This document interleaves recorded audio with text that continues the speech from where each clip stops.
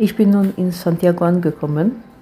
Nach 255 Kilometern auf dem Camino Portugues, wenn man alles zusammenrechnet, also auch die abendlichen Trips zum Essen und so weiter und Strecken, die ich nicht entlang des Weges gelaufen bin, waren es 325. Was mache ich jetzt?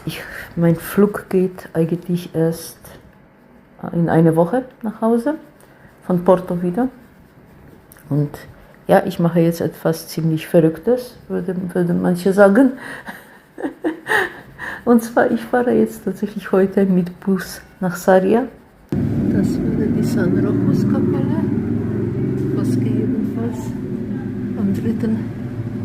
Samstag oder 3. Sonntag im Monat Alte Messe geben soll.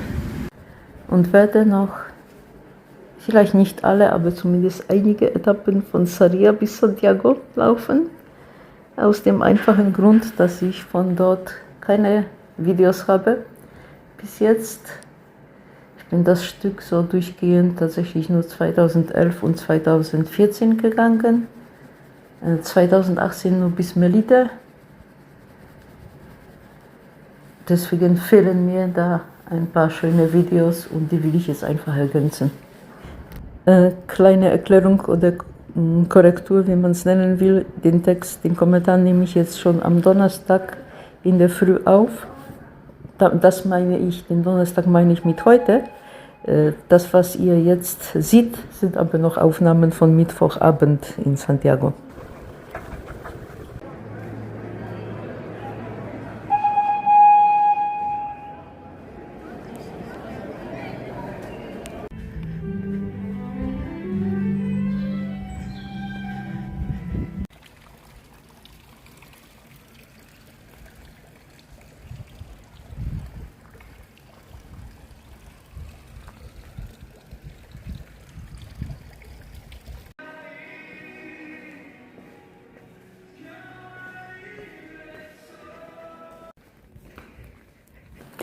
Gerade wird es mir etwas peinlich mit meinen Schlappen in diesem Speisesaal.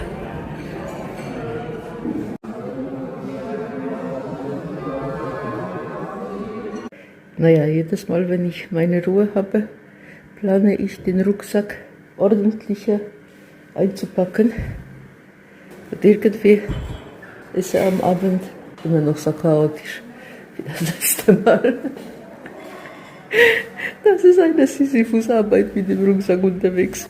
Großer Rucksack fertig, jetzt nur noch das Handgepäck sozusagen.